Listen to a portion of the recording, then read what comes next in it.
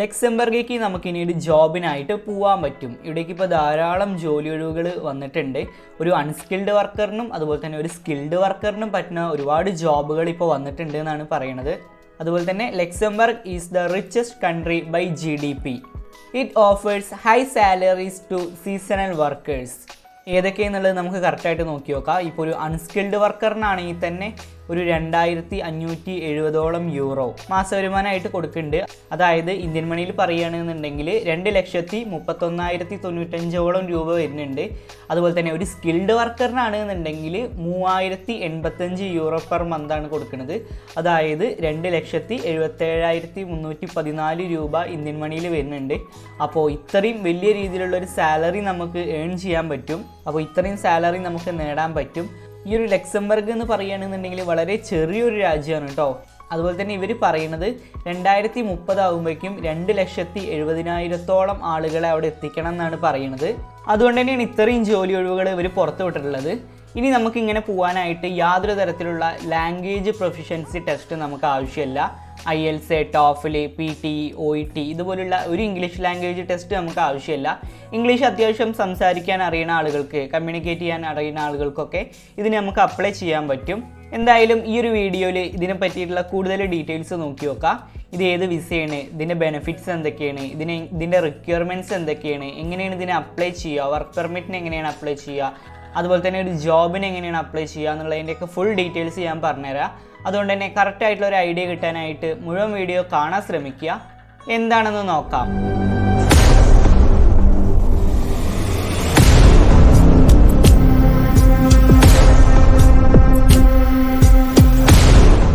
Hi everyone, it's me Shyam. This is wayfarer insights. അപ്പോൾ Luxembourg പറഞ്ഞ രാജ്യം വളരെ റിച്ചസ്റ്റ് ആയിട്ടുള്ള ഒരു കൺട്രി. നമുക്കിതിൻ്റെ മാപ്പിൽ നമുക്ക് കാണാൻ പറ്റും. ബെൽജിയം, ജർമ്മനി, അതുപോലെ തന്നെ ലിറ്റൻസ്റ്റൈൻ, സ്വിറ്റ്സർലാൻഡ്, ഫ്രാൻസ്, ഇതൊക്കെയാണ് ഇതിന് ചുറ്റുമുള്ള രാജ്യങ്ങൾ എന്ന് പറയുന്നത്. നമുക്ക് ലക്സംബർഗിൻ്റെ വലിപ്പം കാണാൻ പറ്റും. വളരെ ചെറിയൊരു രാജ്യമാണ് ലക്സംബർഗ് എന്ന് പറയുന്നത്.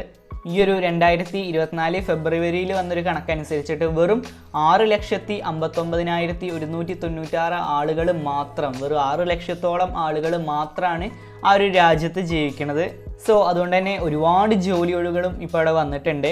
ഈ ഒരു രാജ്യത്തിൻ്റെ അല്ലെങ്കിൽ ഈ ഒരു ലക്സംബർഗിൻ്റെ ക്യാപിറ്റലും ലക്സംബർഗ് എന്ന് തന്നെയാണ് അറിയപ്പെടുന്നത്.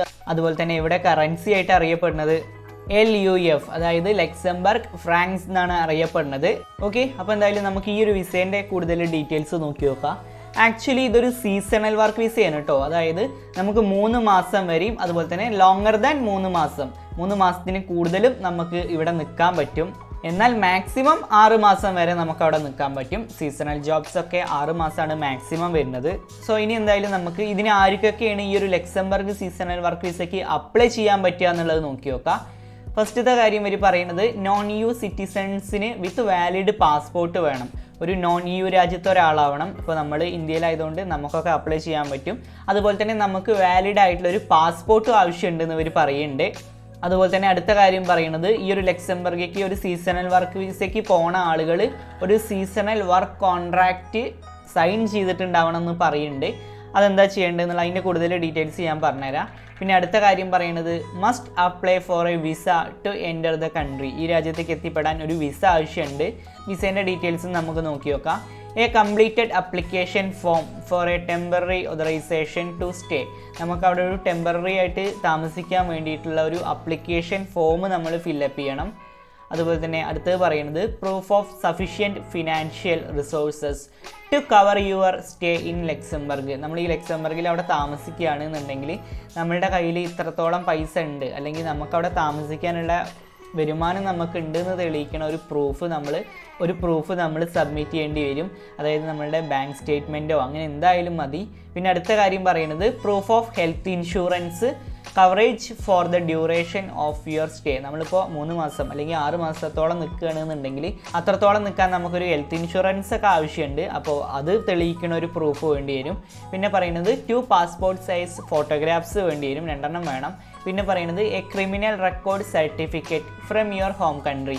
ഇപ്പോൾ നമുക്കൊരു PCC, ഒരു ക്രിമിനൽ റെക്കോർഡ് സർട്ടിഫിക്കറ്റ് വേണ്ടി വരും. ഇത് അപ്ലിക്കബിൾ ആണെന്നാണ് പറയുന്നത്, നിർബന്ധം ഉണ്ടെന്ന് പറയുന്നില്ല. ആവശ്യമുണ്ടെങ്കിൽ, അതായത് നമ്മൾ എംബസിയിൽ ചോദിച്ചിട്ട് ഇത് വേണമെന്ന് അവർ പറയുകയാണെന്നുണ്ടെങ്കിൽ നമ്മൾ ഇത് കയ്യിൽ കരുതേണ്ടി വരും എന്നാണ് പറയുന്നത്. ഇനി ഈ ഒരു ക്രിമിനൽ റെക്കോർഡ് സർട്ടിഫിക്കറ്റ് ഉണ്ടാക്കാനായിട്ട് നമ്മളുടെ അടുത്തുള്ള പോലീസ് സ്റ്റേഷനിൽ പോയാൽ നമുക്ക് ഈ ഒരു PCC നമുക്ക് ഉണ്ടാക്കാൻ പറ്റും. ഓക്കെ, അപ്പോൾ ഇങ്ങനെയാണ് വരുന്നത്. ഇനി ഏതൊക്കെയാണ് സീസണൽ വർക്ക്സ്, നമുക്ക് അവിടെ കിട്ടുന്ന സീസണൽ ജോബ്സ് ഏതൊക്കെയാണ് നോക്കി നോക്കാം.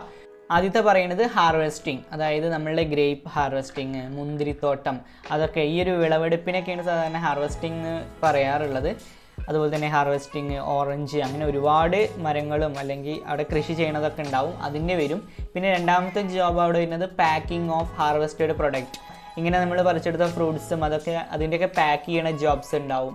പിന്നെ പറയുന്നത് leisure and holiday instructors and coordinators, ഇൻസ്ട്രക്ടേഴ്സിൻ്റെയും കോർഡിനേറ്റേഴ്സിൻ്റെയൊക്കെ ജോബ് ഉണ്ടാവും. പിന്നെ പറയുന്നത് holiday tour guides and tourist guides, tourist ഗൈഡായിട്ടും പിന്നെ ഹോളിഡേ ഗൈഡ്സൊക്കെ ആയിട്ട് നമുക്ക് ജോബ് ഉണ്ടാവും. Surveillance and maintenance of beaches, outdoor swimming pools and camp sites. ഈ ഒരു ബീച്ചുകൾ അല്ലെങ്കിൽ സ്വിമ്മിംഗ് പൂള് അല്ലെങ്കിൽ ഈ ഒരു ക്യാമ്പ് സൈറ്റ്സ് ഒക്കെ ഉണ്ടാവും. അവിടെ ജസ്റ്റ് ഒരു സർവെയിലൻസിനായിട്ട് അവിടുത്തെ കാര്യങ്ങളൊക്കെ നോക്കാനുള്ള ജോബ്സ് ഒക്കെ ഉണ്ടാവും. പിന്നെ പറയുന്നത് positions in retail stores, hotels and restaurants which are only open at certain time of the year. ആ ഒരു ടൈമിൽ, അതായത് ഇപ്പോൾ ചില സമ്മർ ടൈമിലൊക്കെ ചില സ്റ്റോറുകളൊക്കെ അവിടെ ഓപ്പൺ ആവാറുണ്ട്. സമ്മർ എന്നില്ല, ഏത് കാലത്തും ഓപ്പൺ ആവാറുണ്ട്. അങ്ങനെ ചില സമയത്ത് മാത്രം ഓപ്പൺ ആവുന്ന ചില റീറ്റെയിൽ സ്റ്റോർസ് ഉണ്ടാവും. അങ്ങനെ റീറ്റെയിൽ സ്റ്റോർസ് ഉണ്ടാവും, ഹോട്ടൽസ് ഉണ്ടാവും, റെസ്റ്റോറൻറ്റ്സ് ഉണ്ടാവും. ഇതിലൊക്കെ ഒരുപാട് ജോബ് ഓഫേഴ്സ് ഉണ്ട്. പിന്നെ പറയുന്നത് job in companies involved in aviation and the transport of passengers have a regular and foreseeable increase in activity at certain times of the year. ഇതേപോലെ തന്നെ അവിടെ ട്രാൻസ്പോർട്ടേഷന് വേണ്ടിയിട്ടുള്ള ജോബ്സ്, ഏവിയേഷൻ ജോബ്സ്, അങ്ങനെ ചില കമ്പനീസിലൊക്കെ ഇവിടെ ജോബ്സ് ഉണ്ടാവും എന്ന് ഇവർ പറയുന്നുണ്ട്. ഞാൻ എന്തായാലും ജോബ് സെർച്ചിങ് പ്ലാറ്റ്ഫോംസിൻ്റെ ഒക്കെ ലിങ്ക് ഡിസ്ക്രിപ്ഷനിൽ കൊടുക്കുന്നുണ്ട്. അതിൽ പോയാൽ നമുക്ക് ഏതൊക്കെ ജോബ്സ് അവിടെ ഉണ്ട് എന്നുള്ളത് കറക്റ്റായിട്ട് അറിയാൻ പറ്റും. അതിൻ്റെയൊക്കെ ലിങ്ക് ഞാൻ കൊടുക്കുക. പിന്നെ സാലറി നമ്മൾ ആൾറെഡി പറഞ്ഞിട്ടുണ്ടായിരുന്നു, ഇത് ലീഗലായിട്ടുള്ള മിനിമം വേജ് ആട്ടോ പറയുന്നത്. അതായത് അൺസ്കിൽഡ് വർക്കേഴ്സിന് ഈ ഒരു 2570 യൂറോ പെർ മന്തും സ്കിൽഡ് വർക്കേഴ്സിന് ഒരു 3085 യൂറോ പെർ മന്തും നമ്മൾ കൊടുക്കണം എന്നുള്ളത്. 2 ലക്ഷത്തിൽ കൂടുതൽ വരുന്ന വരുമാനം നമുക്ക് നേടാൻ പറ്റും. പിന്നെ ഇനി അപ്ലിക്കേഷൻ പ്രോസസ്സൊക്കെ എങ്ങനെ നോക്കി നോക്കാം. അതായത് 3 മാസത്തിൻ്റെ താഴെ നിൽക്കുകയാണെന്നുണ്ടെങ്കിൽ അതിൻ്റെ അപ്ലിക്കേഷൻ പ്രോസസ്സ് എങ്ങനെ നോക്കി നോക്കാം. ഇതിൽ ഇവർ പറയുന്നത് തേർഡ് കൺട്രി നാഷണൽസിന് നമുക്ക് ലക്സംബർഗിൽ പോയിട്ട് ജോബ് ചെയ്യാൻ 3 മാസത്തിന് ലെസർ ദാൻ 3 മാസത്തിന് സീസണൽ ജോബ്സ് ഒക്കെ ചെയ്യാനായിട്ട് ഒരു വർക്ക് പെർമിറ്റ് എന്തായാലും വേണമെന്ന് ഇവർ പറയുന്നുണ്ട്. അതാണ് ഫസ്റ്റത്തെ കാര്യം പറയുന്നത്. രണ്ടാമത്തെ കാര്യം പറയുന്നത് find A job offer as A seasonal worker. ഒരു ജോബ് ഓഫർ നമ്മൾ കണ്ടുപിടിക്കേണ്ടി വരും. അത് നമ്മൾ നേരത്തെ പറഞ്ഞ ജോബ് സെർച്ചിങ് പ്ലാറ്റ്ഫോംസ് വഴി പോയിട്ട് നമ്മൾ ചെയ്യേണ്ടി വരും.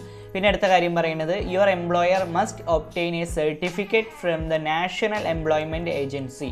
ഈ ഒരു നാഷണൽ എംപ്ലോയ്മെൻറ്റ് ഏജൻസിയിൽ നമ്മളുടെ ആ ഒരു ജോലി തരുന്ന എംപ്ലോയർ ഒരു സർട്ടിഫിക്കറ്റിന് അപ്ലൈ ചെയ്യേണ്ടി വരും.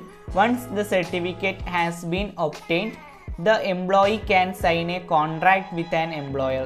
ഈ ഒരു എംപ്ലോയി അല്ലെങ്കിൽ ഈ ഒരു ജോലിക്ക് പോണ ആൾ ഈ ഒരു എംപ്ലോയർ ആയിട്ട് അല്ലെങ്കിൽ നമുക്ക് ആ ജോലി തരുന്ന ആളായിട്ട് നമ്മളൊരു കോൺട്രാക്ട് ലെറ്റർ നമ്മൾ സൈൻ ചെയ്യേണ്ടി വരും. പിന്നെ വർക്ക് പെർമിറ്റ് അപ്ലിക്കേഷൻ, അതായത് your employer must apply for A work permit on your behalf. The waiting time is 3 months. If no response is received within this time, this application shall be deemed to have been rejected. So ഈ work പെർമിറ്റുള്ള കാര്യങ്ങൾ പകുതി നമ്മളുടെ ഈ employer ചെയ്യും. നമ്മൾ എന്തായാലും ഒരു 3 മാസം വെയിറ്റ് ചെയ്യണം എന്നാണ് ഇവർ പറയുന്നത്. ഈ 3 മാസത്തിനുള്ളിൽ ഒരു റെസ്പോൺസ് വരും. ഇനി അങ്ങനെ വന്നിട്ടില്ല എന്നുണ്ടെങ്കിൽ നമ്മളുടെ ആപ്ലിക്കേഷൻ ചിലപ്പോൾ റിജക്റ്റ് ആയിട്ടുണ്ടാവും.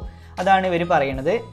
ഇനി നമ്മളുടെ ഈ ഒരു വർക്ക് പെർമിറ്റ് അപ്രൂവ് ആവുകയാണെന്നുണ്ടെങ്കിൽ ഈ ഒരു അപ്ലിക്കൻറ്റിന് അല്ലെങ്കിൽ ഈ ഒരു അപ്ലിക്കേഷൻ കൊടുത്ത ആൾക്ക്, ഈ ഒരു ജോലി നോക്കുന്ന ആൾക്ക് ഇതിൻ്റെ വർക്ക് പെർമിറ്റ് പോസ്റ്റായിട്ട് വരും എന്നാണ് ഇവർ പറയുന്നത്. ഓക്കെ, അപ്പോൾ ഇനി 3 മാസത്തിൻ്റെ കൂടുതൽ നിൽക്കുന്ന ഒരാൾക്ക് എന്തൊക്കെ വേണം നോക്കി നോക്കാം. ഇവരെന്തിൽ പറയുന്നുണ്ട്, ഒരു തേർഡ് കൺട്രി നാഷണൽസിന് ലക്സംബർഗിൽ 3 മാസത്തിന് കൂടുതലും ഒരു സീസണൽ ജോബിന് നിൽക്കാൻ പറ്റും. But you must follow A 2-step procedure. ഒരു 2 സ്റ്റെപ്പിൽ കാര്യങ്ങൾ പറയുന്നത് എന്തൊക്കെ നോക്കി നോക്കാം. ഫസ്റ്റത്തെ സ്റ്റെപ്പ് പറയുന്നത്, ഫസ്റ്റത്തെ ഇതിൽ പറയുന്നത് ബിഫോർ എൻറ്ററിങ് ദ കൺട്രി, നമ്മൾ ഈ രാജ്യത്തേക്ക് എത്തിച്ചേരുന്ന മുമ്പ് നമ്മൾ ചെയ്യേണ്ട കാര്യങ്ങൾ എന്തൊക്കെയാണ് നോക്കി നോക്കാം. Apply for temporary authorisation to stay. അത് നമ്മളുടെ എംപ്ലോയർ ചെയ്യുന്നതാണ് പറയുന്നത്. പിന്നെ അതിൽ തന്നെ പറയുന്നുണ്ട് apply for a type D visa at the nearest embassy or consulate of Luxembourg in your home country. അത് നമ്മളാണ് ചെയ്യേണ്ടത്. നമ്മളൊരു ഡി വിസയ്ക്ക്, അതായത് ഒരു ലോങ് സ്റ്റേ ഡി വിസയ്ക്ക് നമ്മൾ അപ്ലൈ ചെയ്യേണ്ടി വരും. അത് എവിടെ പോയിട്ടാണ് ചെയ്യുക ചോദിക്കുകയാണെന്നുണ്ടെങ്കിൽ, ഇപ്പോൾ നമ്മളുടെ രാജ്യത്ത് ഈ ഒരു ലക്സംബർഗിൻ്റെ ഒക്കെ എംബസികൾ ഉണ്ടാവും. ഡൽഹിയിലാണ് ഈ ഒരു എംബസികളൊക്കെ ഉണ്ടാവുക. അവിടെ പോയിട്ട് നമ്മളൊരു ഡി വിസയ്ക്ക് ഈ ഒരു വർക്ക് പെർമിറ്റ് കിട്ടുകയാണെന്നുണ്ടെങ്കിൽ അതിനുശേഷം പിന്നെ നമ്മളൊരു ഡി വിസയ്ക്ക് നമ്മൾ അപ്ലൈ ചെയ്യേണ്ടി വരും. ഓക്കെ, അപ്പോൾ ഇതാണ് ഫസ്റ്റത്തെ സ്റ്റെപ്പ്. ഈ ഒരു ബിഫോർ എൻട്രിങ് ദ കൺട്രി, ഈ രാജ്യത്തേക്ക് എത്തിച്ചേരുന്ന മുമ്പ് ചെയ്യേണ്ട കാര്യങ്ങൾ. പിന്നെ ആഫ്റ്റർ എൻട്രിങ് ലക്സംബർഗ്, അതിനുശേഷം അവിടെ എത്തിയ ശേഷം നമ്മൾ ചെയ്യേണ്ട കാര്യങ്ങൾ എന്തൊക്കെയാണ് നോക്കി നോക്കാം. File A declaration of arrival within 3 days of arrival. അവിടെ എത്തിച്ചേർന്ന ശേഷം നമ്മളൊരു ഡിക്ലറേഷൻ ഫയൽ ചെയ്യേണ്ടി വരും. 3 ദിവസത്തിൻ്റെ ഉള്ളിൽ ചെയ്യേണ്ടി വരും. പിന്നെ ഗോ ത്രൂ മെഡിക്കൽ ചെക്കപ്പ്, ഒരു മെഡിക്കൽ ചെക്കപ്പ് ചെയ്യേണ്ടി വരും. Then apply for a residence permit for third country national seasonal workers.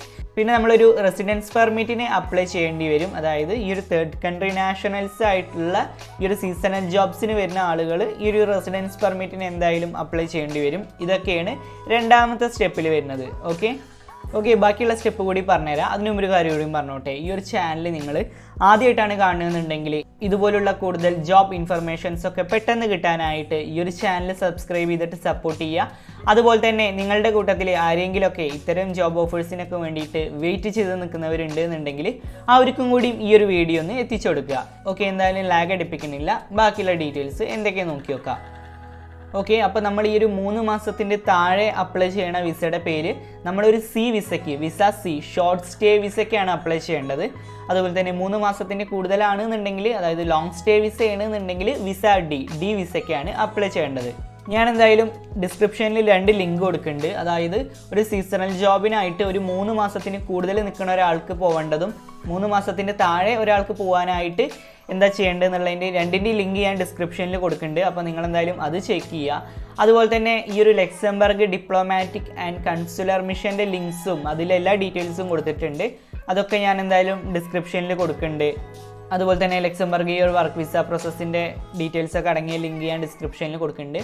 ഇനി വിസ കോസ്റ്റ് എങ്ങനെ നോക്കി നോക്കുക. ഇനി short stay visa C visa 3 മാസത്തിൻ്റെ താഴെ നിൽക്കണവർക്കാണെന്നുണ്ടെങ്കിൽ 80 euro ആണ് ഈ ഒരു വിസ കോസ്റ്റ് ആയിട്ട് വരുന്നത്. ഇനി ലോങ് സ്റ്റേ വിസയ്ക്ക് ഡി വിസയ്ക്ക് 3 മാസത്തിന് കൂടുതൽ പോകാനായിട്ട് 50 euro ആണ് വരുന്നത്. ഓക്കെ, ഇനി എന്തായാലും നമുക്ക് ഈ ഒരു ജോബ് സെർച്ചിങ് പ്ലാറ്റ്ഫോംസ് ഏതൊക്കെയാണ് നോക്കി നോക്കാം. jobs.iu, അതുപോലെ തന്നെ ആഡം, ലെക്സ് ജോബ്സ്, അതുപോലെ തന്നെ HR.lu, ഇതൊക്കെയാണ് ജോബ് സെർച്ചിങ് വെബ്സൈറ്റ്സ് വരുന്നത്. ഞാൻ എന്തായാലും ഇതൊക്കെ ഡിസ്ക്രിപ്ഷനിൽ കൊടുക്കുന്നുണ്ട്. അപ്പോൾ എന്തായാലും നിങ്ങൾ അതൊക്കെ കറക്റ്റായിട്ട് ചെക്ക് ചെയ്യുക. എല്ലാവരും അപ്ലൈ ചെയ്യുക. ആവശ്യമുള്ള ആളുകളൊക്കെ അപ്ലൈ ചെയ്യുക. ഒരു യു രാജ്യത്തേക്ക് എത്തിപ്പെടണം, അല്ലെങ്കിൽ ലക്സംബർഗ് പോലുള്ള ഒരു രാജ്യത്തേക്കൊക്കെ എത്തിപ്പെടണം എന്ന് ആഗ്രഹമുള്ളവരൊക്കെ അപ്ലൈ ചെയ്യുക. ഞാൻ എന്തായാലും എല്ലാ ഡീറ്റെയിൽസും ഡിസ്ക്രിപ്ഷനിൽ കൊടുക്കുക. ഇതുപോലുള്ള കൂടുതൽ ഡീറ്റെയിൽസ് ഒക്കെ പെട്ടെന്ന് കിട്ടാനായിട്ട് ഈ ഒരു ചാനൽ സബ്സ്ക്രൈബ് ചെയ്തിട്ട് സപ്പോർട്ട് ചെയ്യുക. എൻ്റെ സെക്കൻഡ് ചാനലിൻ്റെ ലിങ്കും ഞാൻ ഡിസ്ക്രിപ്ഷനിൽ കൊടുക്കുന്നുണ്ട്. ദയവായിട്ട് അതും കൂടി ഒന്ന് സബ്സ്ക്രൈബ് ചെയ്തിട്ട് സപ്പോർട്ട് ചെയ്യുക. ഇനി എന്തായാലും അടുത്തൊരു ഇൻഫർമേഷനായിട്ട് അടുത്തൊരു വീഡിയോയിൽ കാണാം. And finally it's me Shyam. This is wayfarer insights and this channel won't disappoint you, and thanks for watching.